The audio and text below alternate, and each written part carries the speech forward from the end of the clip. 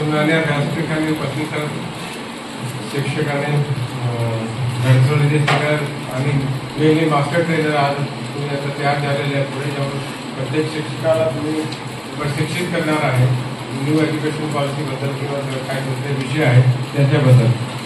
आता आपल्याला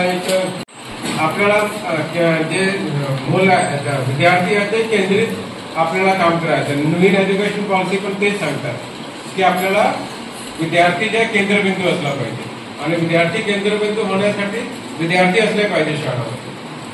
जर आता त्यांनी सांगितलं की तिथे 9 विद्यार्थी होते त्यांनी तिथे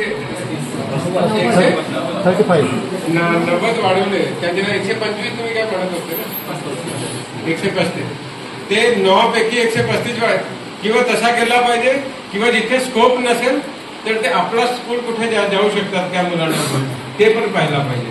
क्योंकि जोपर्यंत मुलं एकत्रित राहणार आणि मोठी शाळा होणार नाही तोपर्यंत आपल्याला मला वाटत नाही की आपण त्या मुलांना ते जे आपला शिक्षण आहे ते व्यवस्थितपणे देऊ शकतात. किंवा आता नवीन एज्युकेशन पॉलिसीमध्ये analytical thinking peer to peer लर्निंगमध्ये एक दुसऱ्यापासून शिकणे ते फार महत्वाचे आहे. आणि खेलो इंडिया जसं मुवमेंट आहे त्यांच्यामध्ये पण हे महत्वाचं आहे की आपल्याला ते फक्त यांच्यामध्ये ऑलराऊंड डेव्हलपमेंट जे आहे ते कशा मुलांनी आपल्याला करता येईल ते पण पाहायला पाहिजे. म्हणजे असं भरपूर विषय आहे.